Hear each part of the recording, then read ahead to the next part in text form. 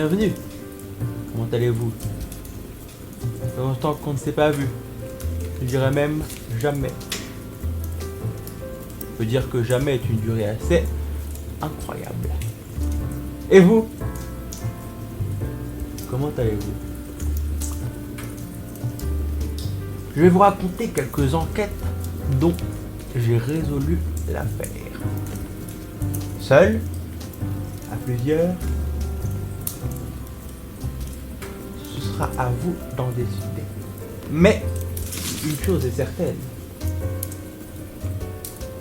J'ai été très intelligent. Bienvenue dans Au coin du feu.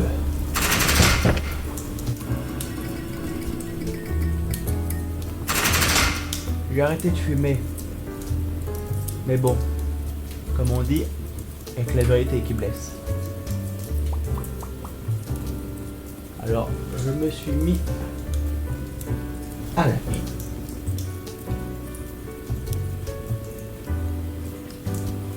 On parlait à sa pique. À sa pique. Je vais vous parler d'une enquête qui a été extrêmement compliquée à résoudre. L'enquête de l'abeille et de la fourmi. 18 juin 98. Veille d'un match France dont nous allons gagner la coupe. Nous n'allons pas seulement gagner la coupe, mais nous allons gagner les coupes. Je vous explique. J'étais dans un jardin qu'on est de John Kennedy. John Kennedy qui était à l'époque mon plus fidèle serviteur. Pourquoi serviteur? Parce qu'on jouait au loup-garou. Et j'étais mon serviteur. J'étais le loup-garou. Je suis le meilleur à ce jeu. Détrompez-vous, je perds tout le temps. Malgré les apparences, John Kennedy n'était pas seulement un serviteur. C'était aussi une abeille. Un rôle dont je ne connaissais pas l'existence. Mais le plus important n'était pas là. J'étais la fourmi. Si vous pensez ne rien comprendre, laissez-vous y prendre. Car le jeu ne fait que commencer. J'étais accompagné de John Kennedy, mon serviteur, qui était doublé d'une abeille, mais qui ne savait pas que j'étais une fourmi. En face de moi, la reine Elisabeth, la 4e, qui ne me laisse pas indifférent, je ne vais pas vous mentir. Aujourd'hui, elle est extrêmement vieille, repoussante.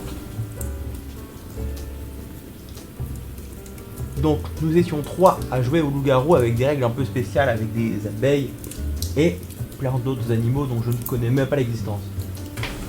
Est-ce que vous connaissiez l'existence d'un pangolin? Je ne savais pas, ça existait. Cet animal n'a aucun avenir, je peux vous le garantir. Bref, comme vous le saviez, la reine Elisabeth était un pangolin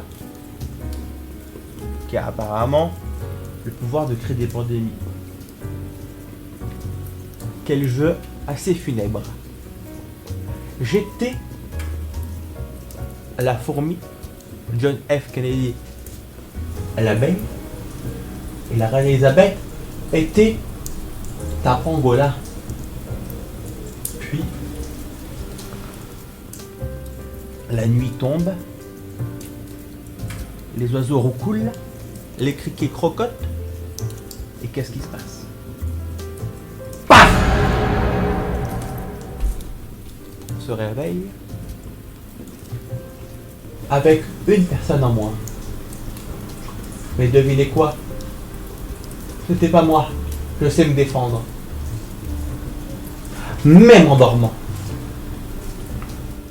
J'ai appris le Kung Fu Panda pendant 7 ans et demi. Et vous savez quoi?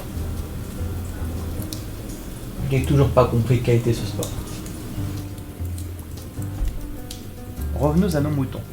Ou à nos pangolins.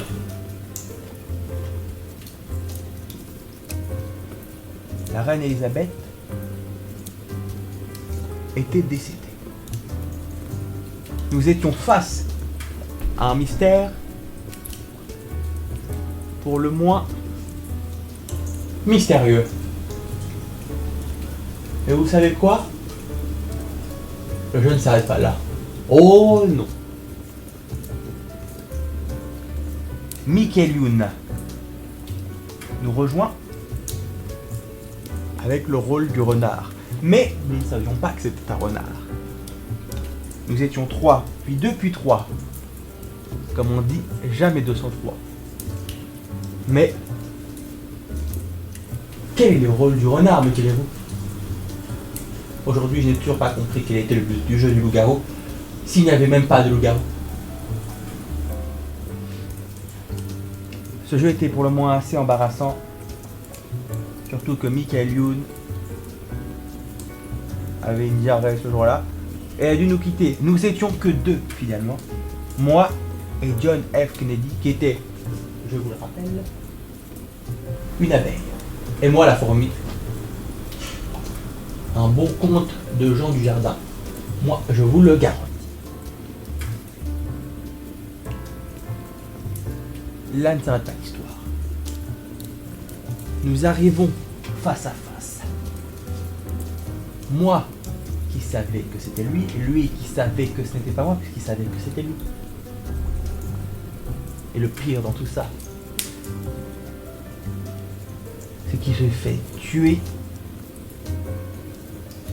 par son propre frère. Et j'ai oublié de vous dire que j'étais le frère de John F. Kennedy.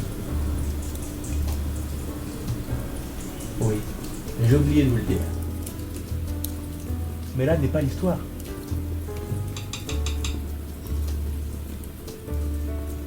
J'ai gagné la partie. J'ai gagné la partie. La fourmi peut porter 10 fois son poids. Et aujourd'hui encore, mes remords ont 10 fois mon corps. Merci à tous.